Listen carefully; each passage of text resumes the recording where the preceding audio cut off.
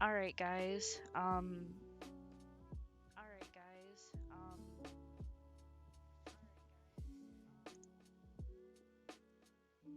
How's everybody's day going so far? I'm tired. How's your day going? I'm tired. How's your day going? It's going all right. Just been chilling today, off work, so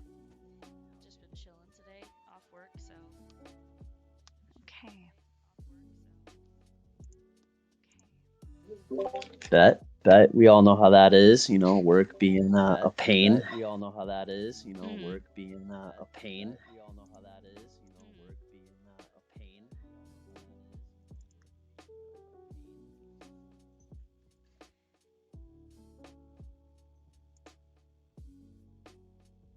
Just so you know, someone has said that you have an echo. I see. I hear it. Yep. So just mute the stream for yourself, because otherwise you'll get Alrighty. the echo. Also, is that Sun? Yo, Sun, how you doing, my guy? How you been? How you living? Hope everything is good.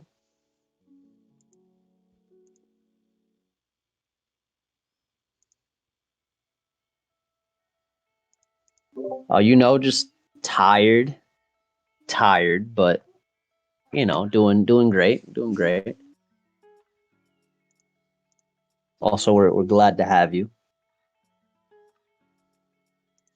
Yeah, hi, son. Glad you're here. Well, thank you. Okay. So, I have some interesting questions to ask you guys.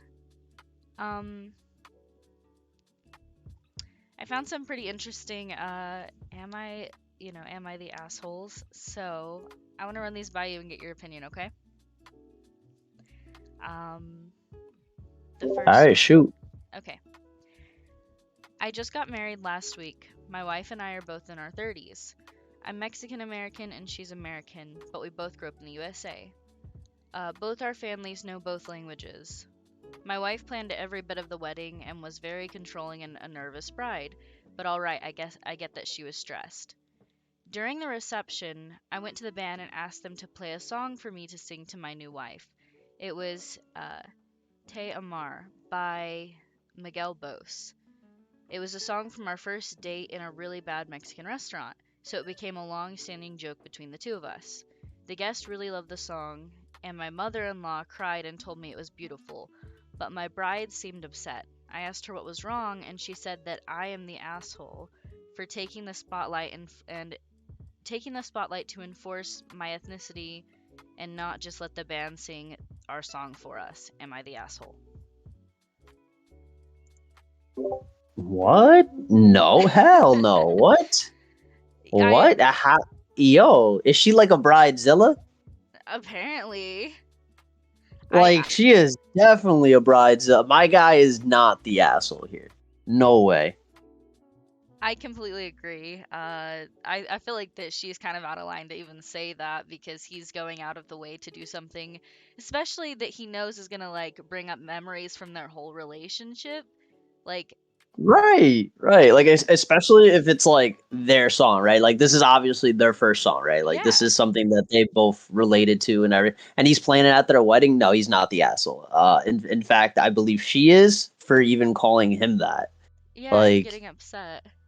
yeah, like he did it to like for both of them. Like it wasn't even like him trying to take the spotlight, right? So like I don't. No, he's Right. not the asshole. This lady had to have been a bridezilla. Like I can just see it now. Her bridesmaids were literally like, "Yo, never talk to her after this like ever again." One hundred Also, percent had to have been. well, and to think like she's also like going as far as to like bring like ethnicity into it, like that he's like trying to force that on people, but like it go like the context here is that both families are involved in both cultures, right?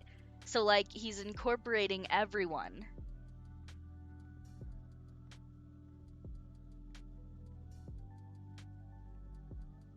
No, for sure. I feel that. That is just I don't know. That's just insane that she would even like come at him in that type of way, especially on their wedding day. of all Yeah, days. right. That's no. That's could not be me. Could not be me.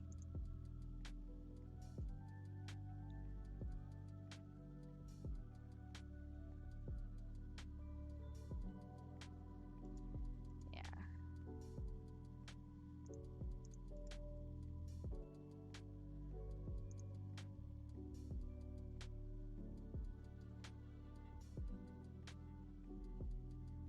Okay.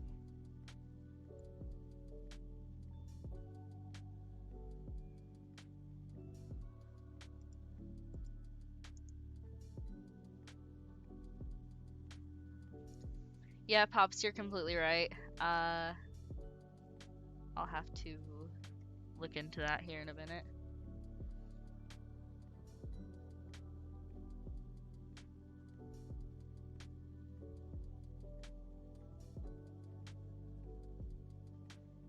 Okay.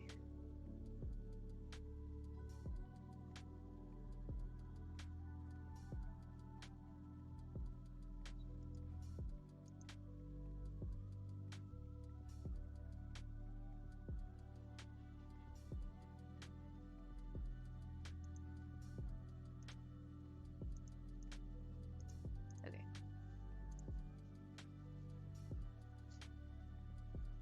Okay. All right, here's another one for you guys. So after 30 years of steady progress, I'm making good money. Like I recently readjusted my 401k so I won't overpay on it this year and change my intake home pay to more than my roommate pays in rent in a sort of a low end ugly house in a poor neighborhood. Both of my roommates and several friends are consistently struggling. I try to help by drastically undercharging on rent. They probably pay half of what the going rate for a home or for a room in my city is. And being the one who buys takeout on movie nights, but they still struggle. I pretty much downplay my income and will downplay my available money by pointing out college expenses. I also pay for my child and the cost of filling up my old junker with gas. I was hanging with a friend recently, and he asked what I make. I was honest. He called me a jerk and said I was condescending to my friends by acting poor, and he was actively angry that I'm faking being poor, while meanwhile I'm just trying to save up so I have a warm place to go to the bathroom when I'm old. I'm going to charge rent in the house that I'm living in. It seems wrong to have people living there rent free. I just way undercharge. I have no desire to get a fancy new car or show off with a nicer house. I do spend money on travel, but that's rare due to my job needing me, and no one sees how nice I travel. Am I the asshole for acting poor?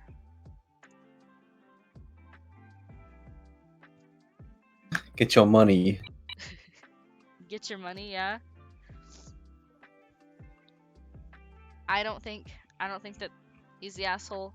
I mean, he's the one working and he can spend his money however he likes. And if he wants to charge people rent, I mean, I don't that's fair, you know? They're going to have to pay if they go live somewhere else, they're going to have to pay and probably pay more. I mean, to be honest, bro, ain't nothing in this life free. So one way or another, you're paying for something. So I don't blame him. And like Donnie said, get your money up. Get your money, yeah. Get your money. Okay. I agree. I don't think he's the asshole either. Okay. All right. Um Last one for the am I the asshole. This one is am I the asshole for choosing my friend over my boyfriend? I, female 25, have a boyfriend 24. We've been together 4 years and live together. 2 years ago, I met my current best friend Tyler through work. For some context, Tyler comes over once a week for game night that we host for all of our friends. Lately, my BF has been having a hard time at work and taking it out on me, saying mean stuff and such like that. I let it go because I know he's struggling with depression and he hates his job. A few days back, I had invited Tyler over to watch a movie and play some games. To clarify, this was while my boyfriend was at work, but he was fully aware that I had plans with Tyler, and I had made these plans for a few weeks and ended up having to cancel on him twice prior because my boyfriend didn't want any company. When my boyfriend got home, Tyler and I only had 30 minutes left of the movie, and he was planning to head home after that. My boyfriend comes home and pretty much demands that Tyler and I leave to finish the movie somewhere else, as he doesn't want to listen to our dumb movie in the background. This is when Tyler suggests we turn off the movie and the three of us hang out. But my boyfriend looked at him and said, "Well, I already see you once a week, and that's plenty of time already." Some more context. Tyler is also a good friend to my boyfriend. On multiple occasions, he's driven him to work and goes out of his way to help him. This made me upset, so I told him no, he could wait the now 25 minutes left on our movie. That was done, and he didn't need to be rude to his friends. This upset him, and he left and went to his parents' house saying he doesn't want any company and doesn't feel like entertaining. We fought about this a few times since he came home, and tells me that I should have sided with him and was being disrespectful, knowing that he has a lot going on, and that I should have had his back instead of choosing Tyler. Am I the asshole?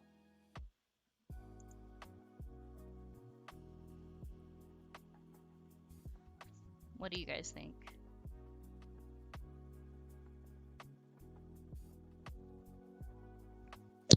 I'm not gonna lie to you. You might have to say that one again. Oh, okay.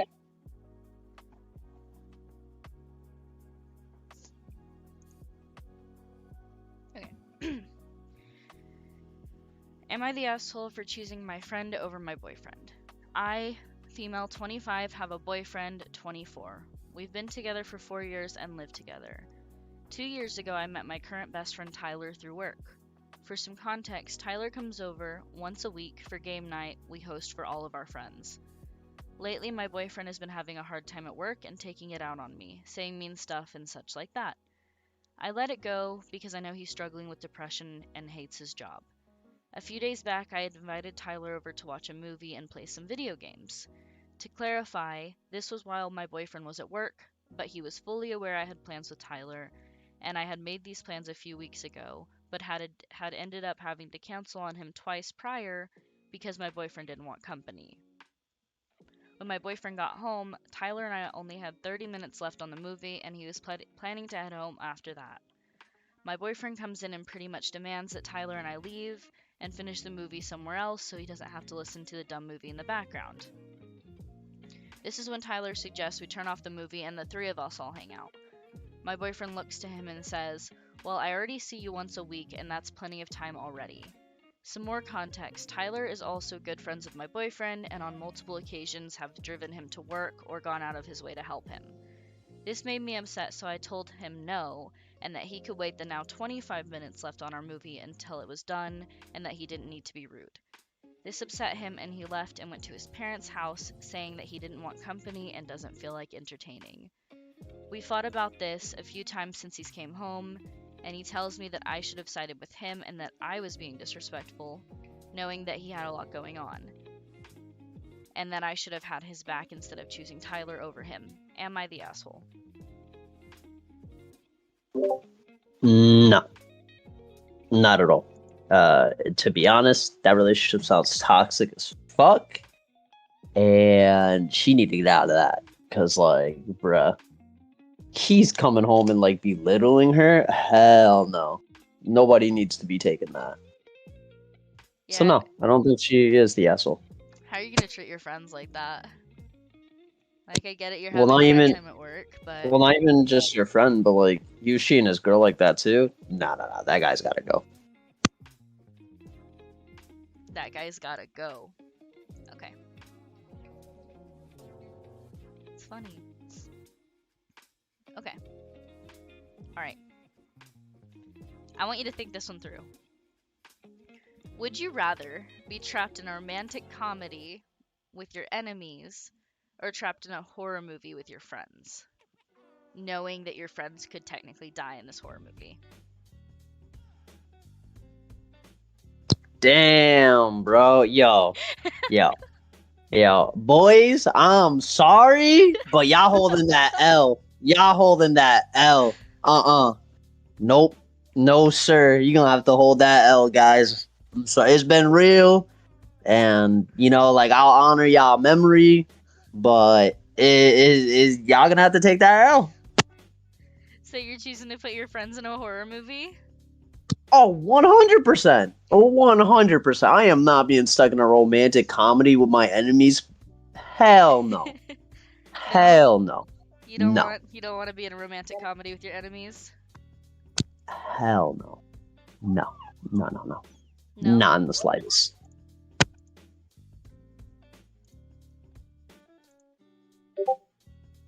What about you? Uh well, considering that like I feel like my friends would take out the killer in the horror movie. I think they got this. I think they'll be Oh, fine. don't get me wrong. I think my friends do too. But like at the end of the day, you know what I'm saying? If they die, they die. I'm sorry. But here's the thing. Here's the only issue, right?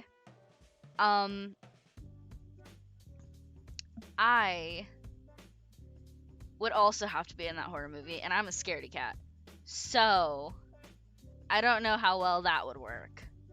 But um I'm not trying to get trapped in a rom-com.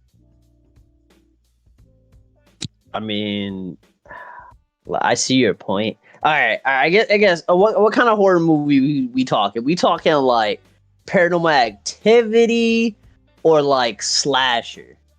Let's say it's like your typical like murder horror movie, like I don't know, like you're Like having to Scream? survive. Like Yeah, you're having to like survive like like there's a a killer. motherfucker running around here stabbing people. Yes. Um, yeah, we killing the killer. We good. We good. Honestly, if I had to say like one of us would die, uh, Peter, if you're listening, bro, I'm sorry. I feel like you'd be the one out that would get murdered. That's Um, tough. it's. I mean, hey, it is what it is. I feel like he would take the L. No cap. Like, Okay. sorry, bro, but hey, for the greater good, like I feel like he would sacrifice himself so we could kill the killer. You know what I mean? Type stuff. It's not that either that or he definitely get caught lacking. Because he be doing edibles, so like you know what I'm saying. And in horror movies, usually the guy who does weed gets caught lacking. So that's what That's tough. Okay. New question. Um if the three of us, me, you, and Donnie, were caught in a horror movie, who would die first and who would be the one at the end? I feel like it depends. What kind of horror movie we talking? same kind. Like there's a killer. Um Not gonna hold you, me or Donnie, because I feel like me and him would definitely try to fight the killer together. Um, so like one of us would definitely probably end up getting stabbed up. I feel like I get that, but I feel like I'd be the first to go just because of my lack of like experience. Awareness? Oh, Oh, experience. Okay. wow. Yeah. Yo, I'm aware sometimes. I'm Uh huh. clumsy. Uh huh. Okay. Okay, Okay. okay. You know what? That's fair. All right. All right. That's fair. Okay. Um, would you rather have bad hearing or bad eyesight? I already got bad eyesight, so like I like to trade out and see what bad hearing is like. Please. Yeah. Yeah. I already have bad eyesight. Let me get like the best eyesight imaginable with some bad hearing this time around, please. Like I want to see what that's like. Okay. Fair enough. Um, What about I you? uh I think I would prefer, yeah, I'd prefer to have bad hearing as well. Just 'cause like I feel like you could like work around that more, you know? Like if somebody like you can just have them like uh slow down or like repeat themselves, or uh if like my hearing was all the way gone, like I already know sign language, so I'm already up there. But I feel like having bad eyesight would just not be the move. Right, right. I feel that. I feel that big time. I feel that. Okay, okay. I feel like this one's gonna bother you. This one bothers me. Um, would you rather go a week without brushing your teeth or a week without showering? That's nasty. That's absolutely nasty. I didn't come up with So, these. so a week with no shower or a week with no brushing teeth. Yeah, but you have to pick one. God damn, bro. I guess I'm going a week with yuck mouth. That's just that is gross though. I with yuck mouth. I Watch can't. Parenting That's How To funny. ad-free and nap I uninterrupted. would Try probably YouTube say the same Premium thing, on us. honestly. Cause like you can drink water, like chew gum or something, but like if you're not showering, I don't know. I feel like that's worse. Like if you're doing it by choice, you know? Yeah. Okay. Last, would you rather? Um, would you rather be allergic to your favorite food or be forced to eat your least favorite food once a week? Wait, what was that? Say that one again. Would I rather be allergic to my favorite food or have to eat my least favorite food once a week? Yeah. Dang, bruh, that's a tough one. Cause I hate olives. Yeah. I'm just gonna say this to prove a point. I can find a new favorite food, but I will not eat hominy. Won't do it. Sorry, pasta. You have to go. You gotta go. Once a week, huh? I gotta like You gotta. how like am I just picking up one olive and No, you're eating eating. it? You're Cause eating like like that's you're eating like a plate of olives once a week. You gotta do it. You gotta eat them all. There's like 12 on this plate. You gotta eat them all. damn, bro. I'm definitely throwing up. Man, bro. I guess honestly, I don't even know what my favorite food is because I love food and there's so many food that choices that I like. But whichever one I'm gonna be allergic to, I guess I'll find out by eating it accidentally. That's fair. So that's fair. What if it was like you're allergic to like pizza? Like you cannot eat pizza without having like a severe allergic reaction, or you have to eat 12 olives a week. I mean, I guess I'm having a severe allergic reaction to pizza then because I ain't eating no goddamn olives. That's for sure. Fair enough.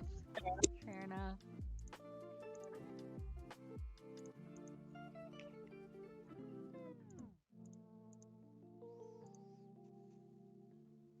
Okay. So to switch gears a little bit, okay? Let's talk about D&D. What would you do, or how would you feel as a player? Okay, I'll come from the DM standpoint.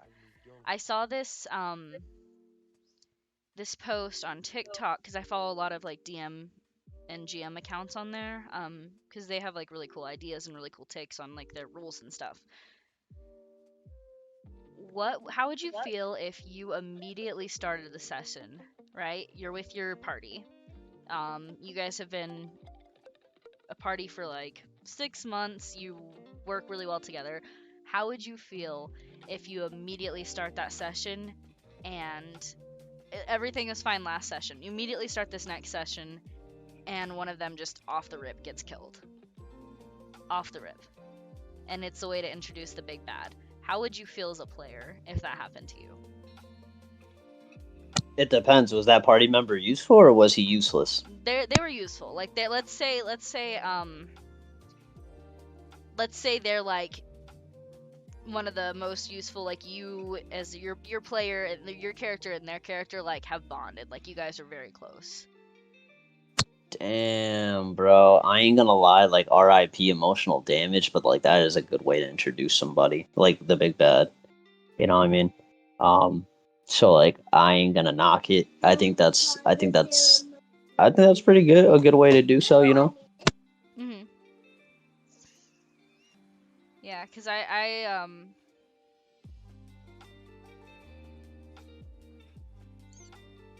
definitely been like thinking about some stuff for D&D. Um and for some context, like we have a lot of different D&D stuff that's kind of going on, you know. We have like an older campaign that we're kind of tying up, a new mafia campaign, we got vampires, right? Yep. And cyberpunk. So it's like it's pretty cool because like you can take that with like any campaign that's running and like introduce somebody that. Okay, for instance, let's go back to the last cyberpunk session we had. When you Yeah. introduced, what was his name?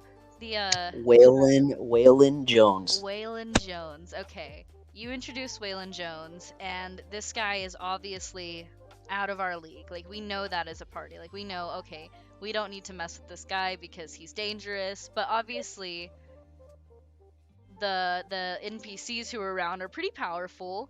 But it was tough because you ended up using him to like take out one of the NPCs, and that to me that was like, oh, okay, this NPC is really tough, really strong, really like high level, and I'm over here With YouTube not Premium, you high can level at multitask on your all. phone without your video stopping.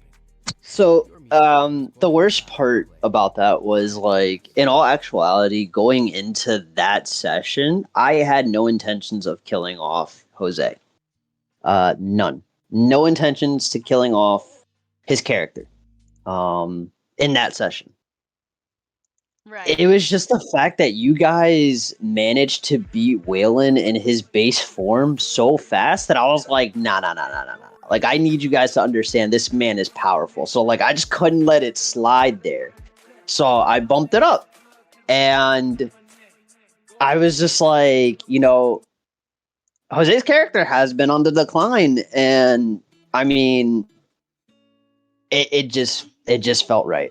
In the moment, it was like I need the players to understand that this organization is powerful and they have powerful people. Like Waylon Jones is one of those people.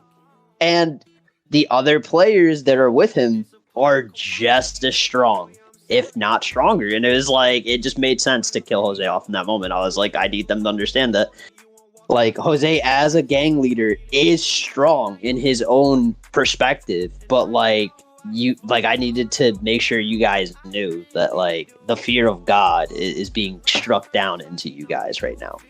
When I Yeah. killed his character off. That like that and that made me so sad because like in like my character's like off time, like when she wasn't with the group, like she actually got to know a bit about Jose and like what he's kind of like gone through and like finding like the journal and stuff and like reading that, you know. So it really hit me different. Like I was like, not Jose, like I didn't want any of those NPCs to die, but like definitely not Jose. Right. And then like the thing was, right, like all those NPCs at one point and another, you fought against them, right? Like I you know. fought against um why am I drawing a blank on his Jason. name? Yeah, you fought against Jason, Olivia, right? And like respectfully, they're a strong duo. But like in the fight against Wayland, you saw them struggling. Like they were struggling against him. Meanwhile, this man is like not really going all out, kind of holding back, chilling, and then and you're just watching like the people you struggle against him. So it's just like, goddamn, like how strong is this character? Right. Like for instance, whenever I fought, like I was like trying to fight Jason, like he 100% was about to kill me, you know?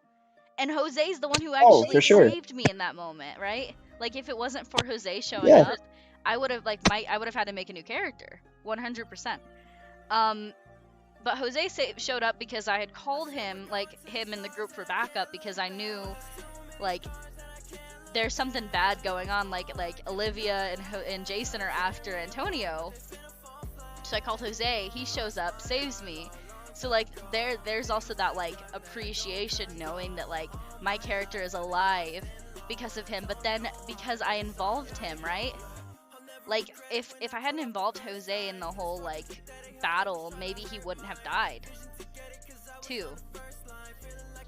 Yeah, I mean that's a strong take on it. Yeah, that is very much so possible. Yeah, which is funny because I didn't think you were gonna call Jose, um, because if you guys wouldn't have succeeded there, Antonio would have been killed. Like I had 100% like prepared the story for Antonio to die on that bridge. Okay, I'll be real. Antonio, I'll choose Antonio over Jose any day, and that's tough. That's so bad. But I'd rather have Antonio than Jose, which I don't know. It's just tough. But I know that like that battle with Jose and Jason was like the start of like his decline, you know? Yeah, because he pushed himself past his own limits against Jason just to get the upper hand in the fight. Which is funny because I will say, in that fight, Jason was starting to lose. And yeah, but like, what's crazy though is because Jose fought Jason, that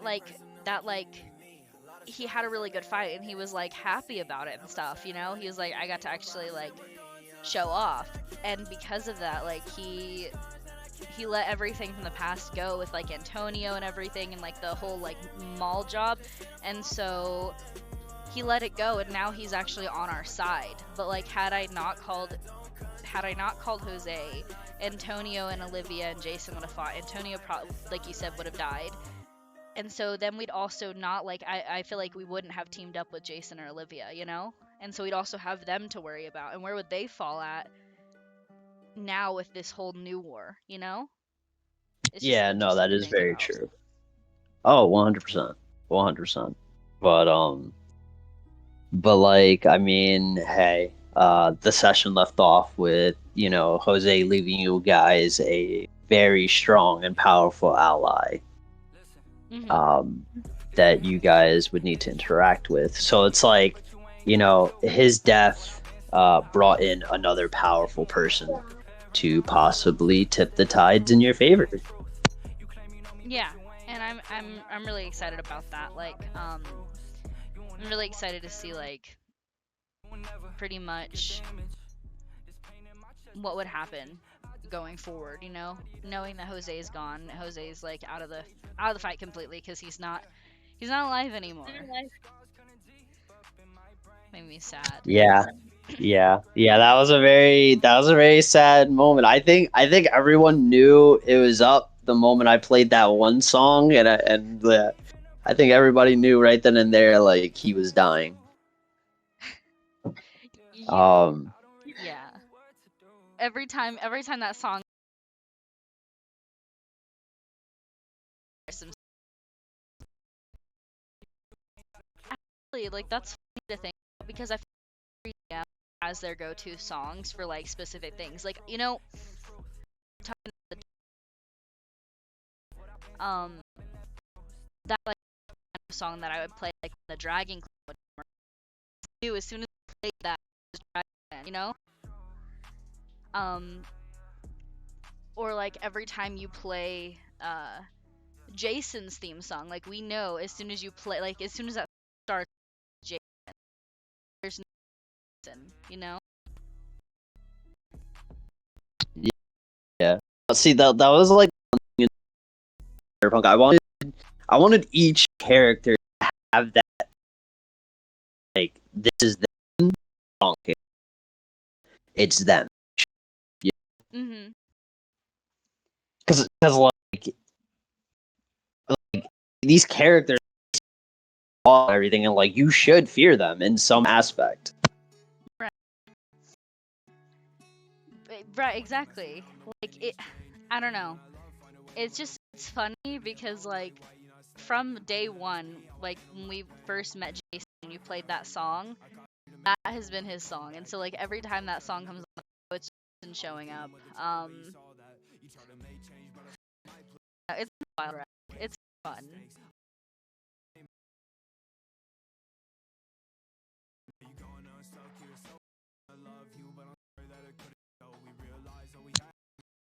It really has been. I mean, talking back to the Desmond camp, all that betrayal, man. Betrayal. Like, jeez, I know it'd be like Kane versus player, right? But like, never been in a situation where it's been player and campaign versus a singular player before. Like, what thanks? Yeah, like All the love it. I don't know when the Desmond campaign became Romero campaign, but it did. Oh, 100. It was like him the most who could betray him first. When was the first?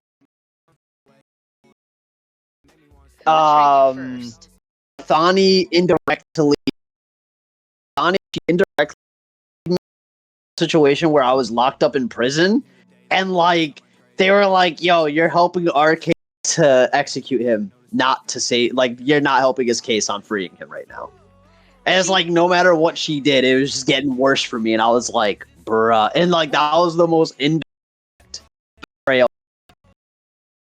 That was like not like she was trying to help you, like okay, I want to lie because if I tell the truth, then he's gonna get executed. So she's like in her story, he needs to be our prisoner. They'll let him go, and she rolled really. So the problem with that was she rolled really good, right? And I'm a very rule of the like it's like all a lot of you guys, but her story just wasn't that the nobles had like all these facts and they like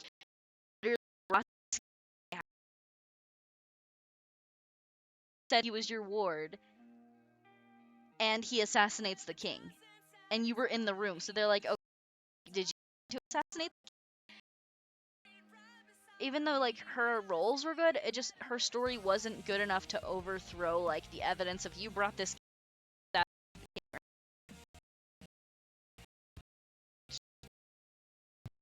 But I thanks to the situation, right, and thanks to her being stepped up and was like, "Well, then make me king," and on that path. So, you know, like in that aspect, never would have volunteered to even become king and find out all the information he did find out in the same aspect. Right, which was completely wild. So for the viewers, I'll explain this. I'll give you a little bit of context. We had this campaign, and one of the first like arcs to this campaign was so. I want their into specific art so that they all feel like they have moments to like moments where they're in charge. Kind of get to choose how it goes, right? Like they get to be the leader of that arc. And so Romero is his character. His backstory arc was supposed to start. He would. I wasn't. I was been for a while, but because of what had happened in the campaign, they went back there very early on, and so on their way back, they had to take this boat, and they met this kid on the boat, and they didn't know they're pretty much their enemy's organization. And this kid was supposed to go and assassinate their king. So they're on the boat, and Romero ends up taking this kid on as they're like traveling together for a while, and he ends up taking this kid as his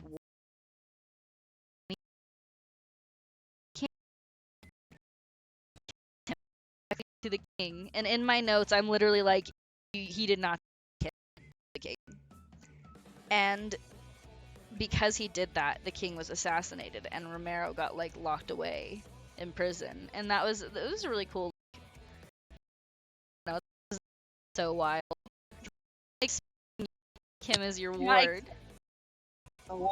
Just so you cutting in and out during that whole story time for the stream. Oh, lovely.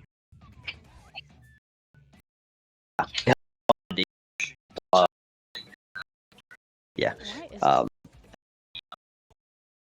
Sorry. If you could hear the echo, I turned it up to see if I could hear what's going on.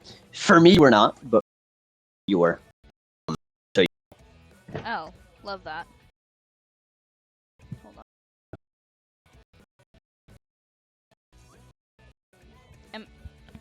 Yeah, I don't know what's happening, but I see it over here.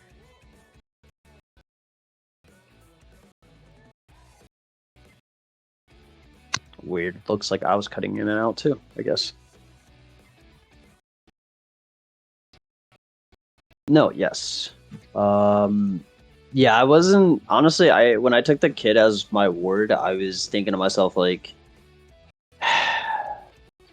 why not? I could use like a squire or whatever, you know? Mhm. Yeah, I get that.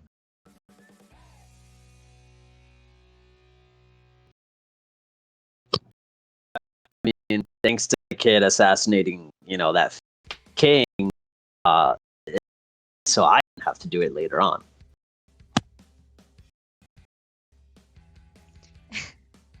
Yeah, because you were thinking about having to do that yourself.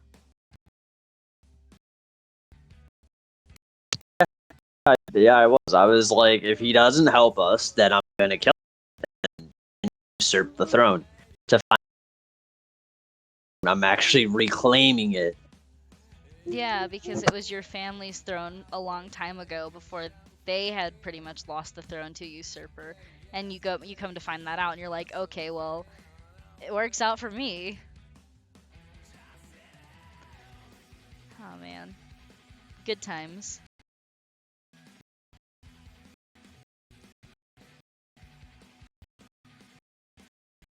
Really was good times.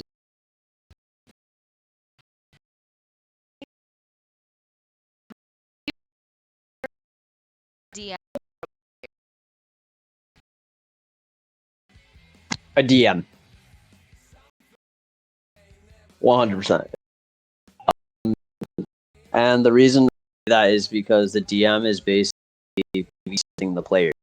He's the player's story, right? A story that he has to create.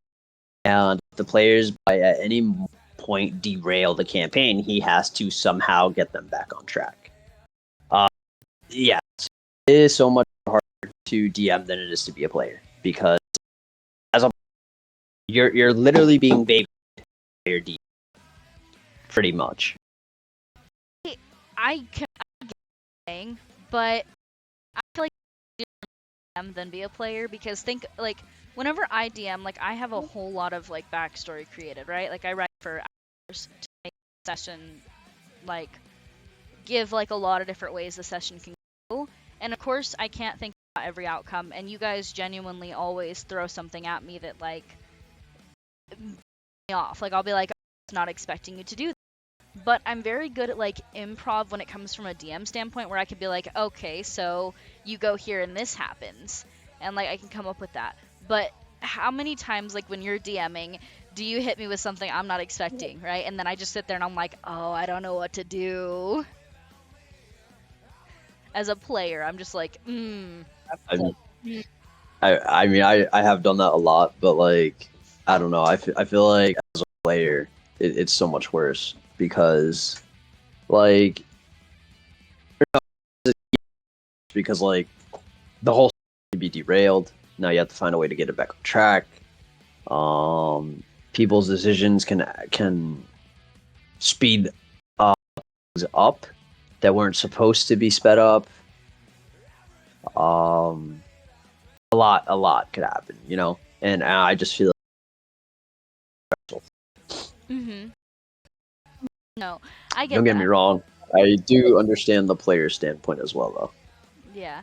Cuz like, well, and whenever like you guys, for me, like, you say derail the story, but like I feel like it's the DM's job to just tell the player story. So like we give you like a starting point of like, okay, you guys meet, like have you guys meet through character and stuff, and like we get like the start. Goes after that is up to the like players, like whatever they decide to do. Like for instance, the Desert campaign, you guys could have technically just decided not to fight the Dragon Clan at all. Like you could have just not done that art, and but because you guys chose to fight Oh, them. yeah, 100%. We could live in a world where everything would be destroyed. Yeah. Yeah, everything would be gone. It would just be a world of darkness. Saying it isn't now, but clear. Like for instance, there was a couple arcs that like, and you know this, that there's a couple arcs that we never even got to do because of places that like pretty much made those arcs like null and void. Which Whoa, hold up. So one player's choice. I said players' choices, as in like a player's choices.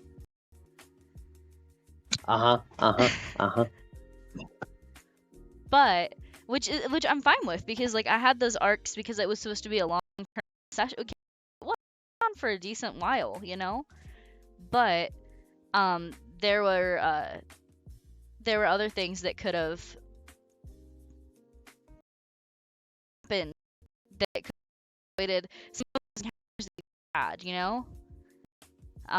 Some things that you guys did, like, because for instance, there are choices you have made personally, Matt, affected the campaign in like such a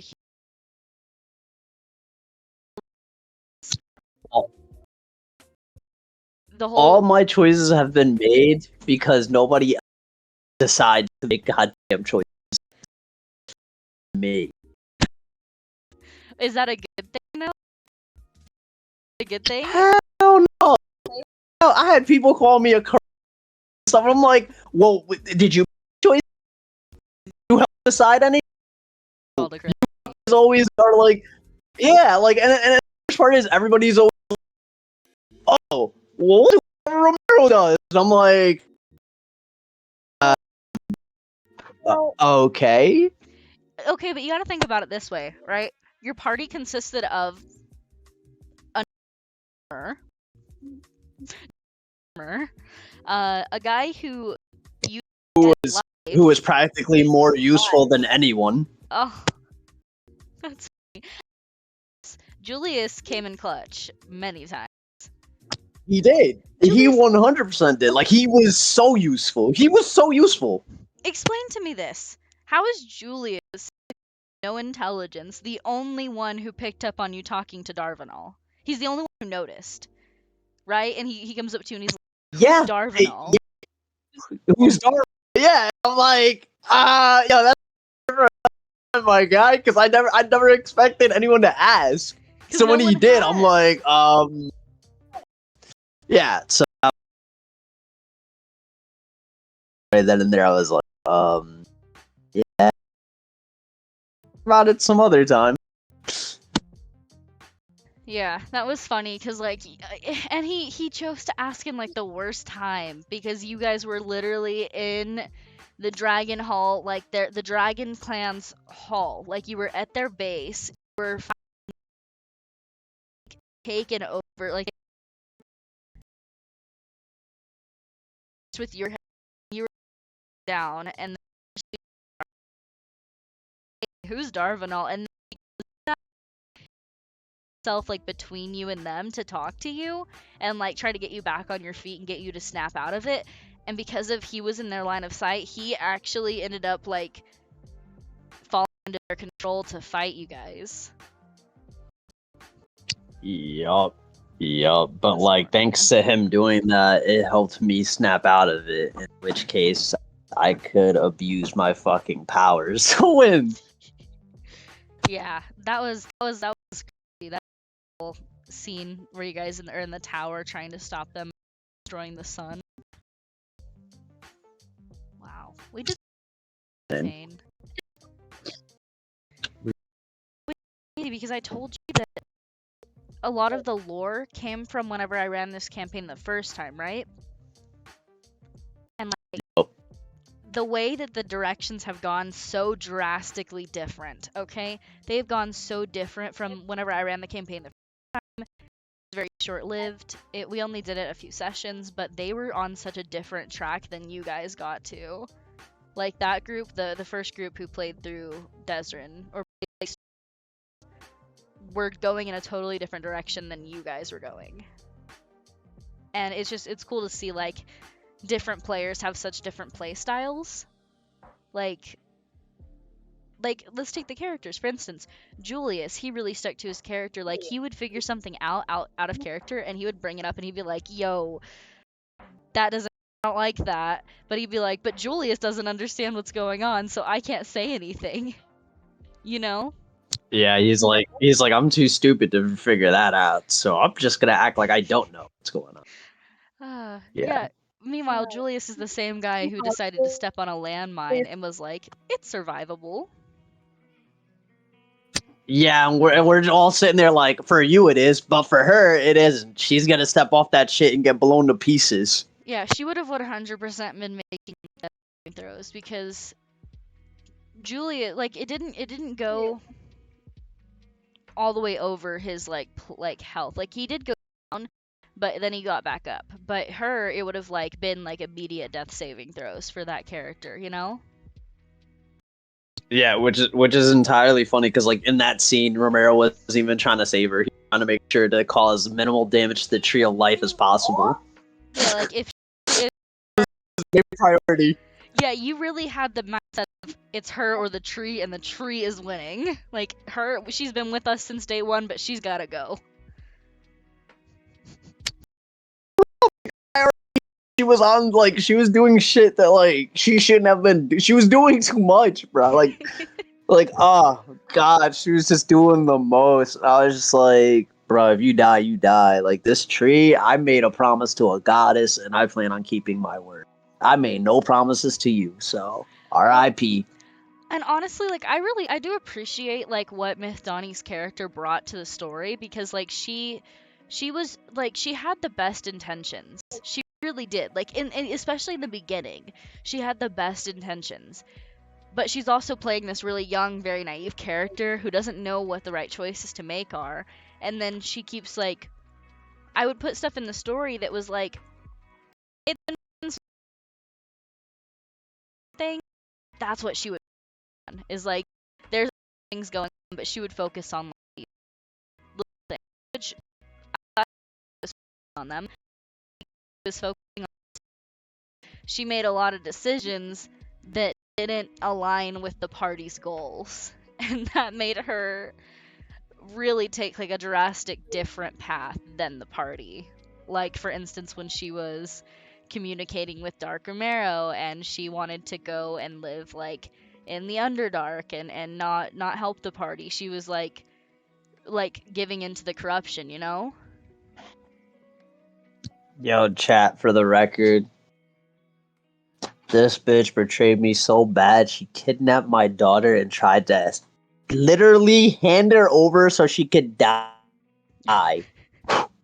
She did. She did do that. She kidnapped his daughter and pretty much was gonna take him. So in this storyline, to give you some more context, this storyline had progressed over multiple timelines. So like the timeline would reset or like something would happen and it would be really distorted, and so like it was very like it made sense in character once I explained it, but there was a lot of like it was messed up. Like they have gone through so much, and because of that, these dark versions of them, like these evil versions of every player character, was created and lived in this place called the Underdark, which is like this chasm that ran underneath their pretty much their world, like like in the center of the earth almost, right? And so they had gone down there, they had interacted with these dark versions of themselves, but like the dark Romero was like, we're not trying to fight you guys, we're just trying to chill, leave us alone. And so there had been this battle and everything. He had saved his daughter. Romero had saved his daughter, took her out of the Underdark, rescued her, and then because they had interacted, Myth Donny had stayed in communications with the Dark Romero and these dark other player characters. And she was like, well, I want to come live down there. I want to become a Shadow Master. I want to live down there because I don't want to deal with what's going on up here. And they were like, okay, you can come down here. All you got to do is bring Romero's daughter with you. And if she had like successfully got his daughter to them, his daughter would have 100% died. Like that would have been like an NPC kill. Like and it would have made the story go in a totally different direction. But because of those actions, when she took the daughter, like this town they were living in got blown up and like a lot of people got hurt. Like one of like the main NPCs like lost a leg. Poor guy. Bruh, one of the main NPCs lost a leg. A pregnant woman NPC also got injured, and I was just like, yo, you put a pregnant lady at risk? You are a danger to us and society. You gotta go. Well, and she also got like infected with like vampirism. So like he's like a paladin, right? Or not? Yeah. And so like he was like he doesn't like vampires, so he's like trying to get her the cure instead of just killing her. So let me ask you, do you regret not killing Mithani? 100%. 100% in character. Wish I killed her. 100%. I wish I killed her. I did. I do. I do wish I killed her. But like we left it up to the person playing her, right? Who didn't want the character to die. So it was like, that's why I didn't do it. But 100% I wanted to murder her. 100%.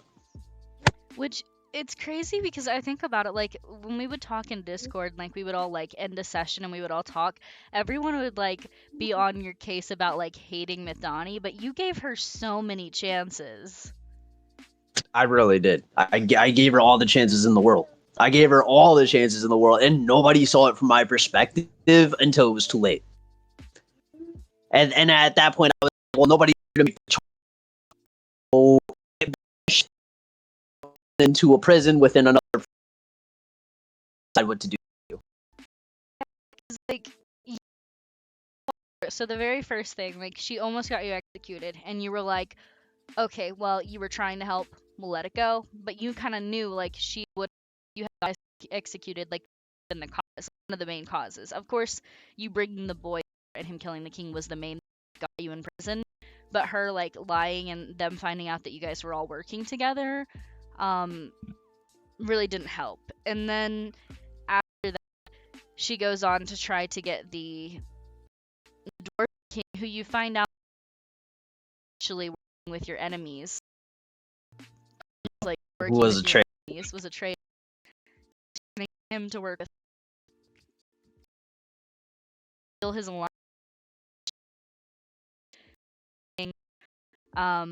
propaganda that you guys are all gonna make a council of kings, and like she pretty much was trying to convince the public that the kings were going to pretty much make a council and make all of their decisions like as a united front instead of them deciding for their people.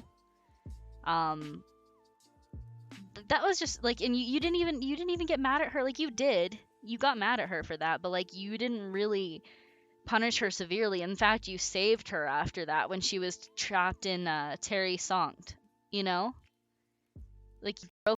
Literally self and save. Yes. Yes.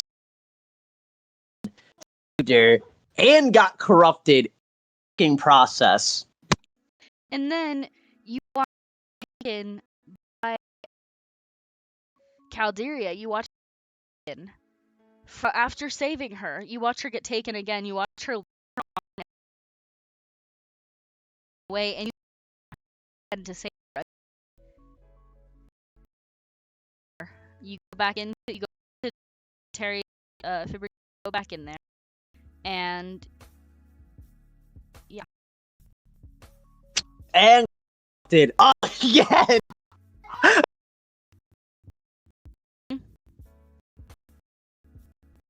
Remember that? Because I got four going into Terry.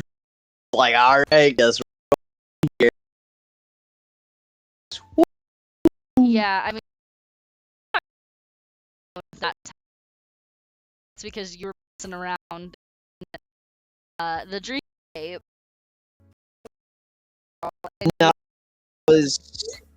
No, that wasn't the Dreamscape time. When he was there in person and he arm wrestled.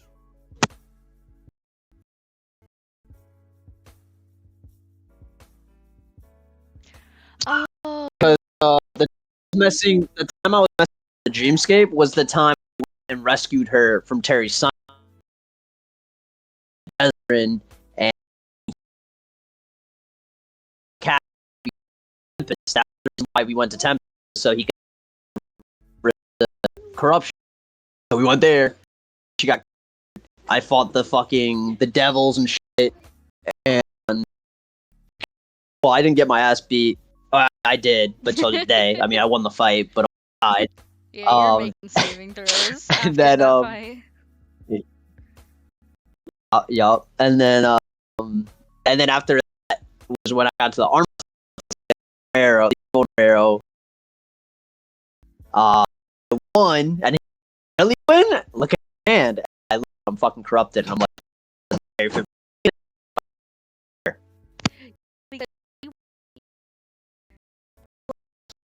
He was and that's how I introduced like the whole arc of like you having his working within your army.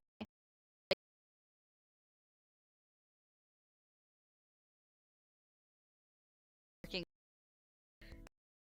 like that first time you were because I remember down into like the chamber and he was like king of nothing. Ah, that was fun. It was a good time. good time. And I pass. Yeah, there's a lot of really cool arcs within this storyline. Like, I don't know. It was just so like detailed up like what you guys did too. Like you and then like you're all this because Donny's now gone. 7 training in Julius and Yeah. Karma. You mean training to be the great betrayer. Gotcha. I like this. The betrayer, the great. But then like you got to think about like Julius and Carmine were like trapped in a prison in Zeroth's like home, like getting experimented on. So they were like out of the player field for a while. And who did that leave? You. You know? So. Yeah, it literally just left me, and then I saved Matani just for her to be like, "Yo, you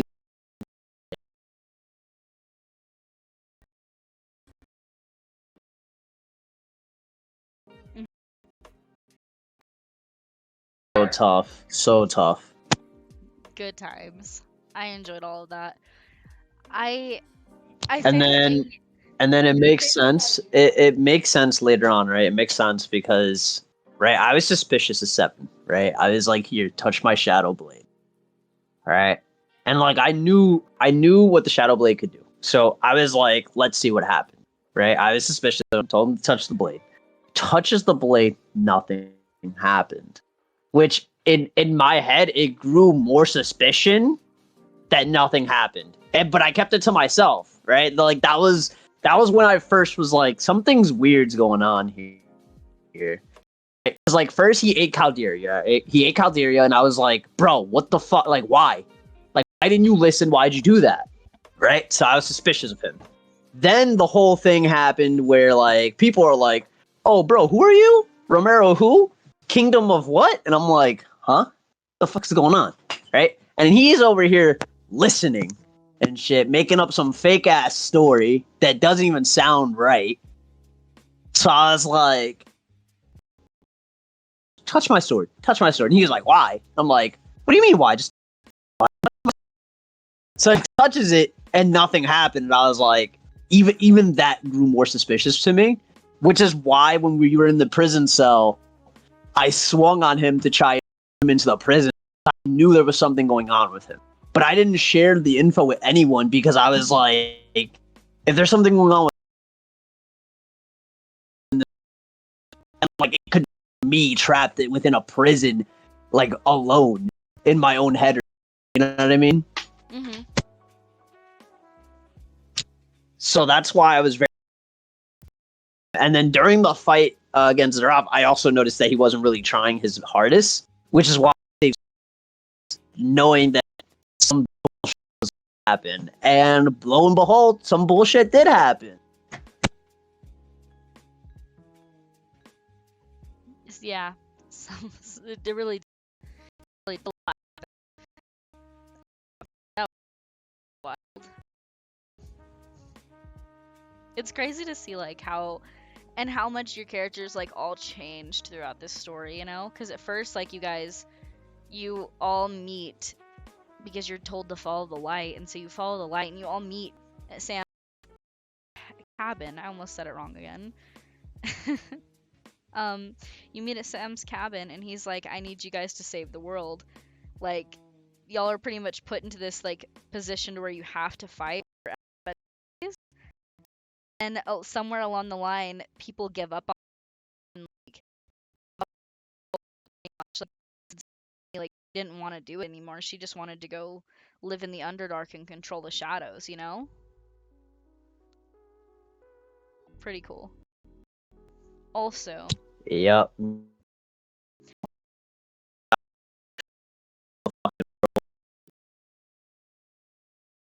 shit happened, and I was just like, I'll watch it burn before.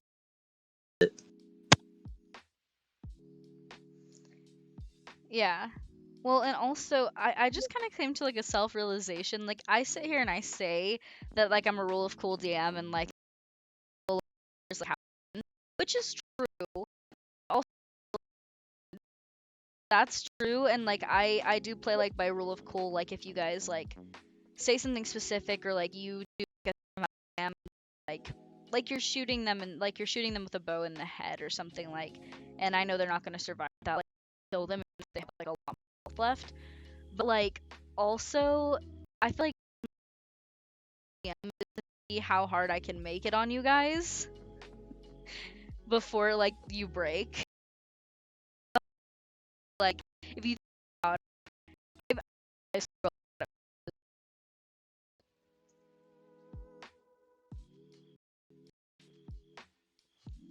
You definitely did. Um, I don't know what's going on, but we've been running for a bit over an hour, so I think we might come to a close. mhm. So, I feel it. chat, thanks for hanging out. Hanging out. Hope you guys enjoyed our talking about D&D and everything. So, we will see you next time. Adios.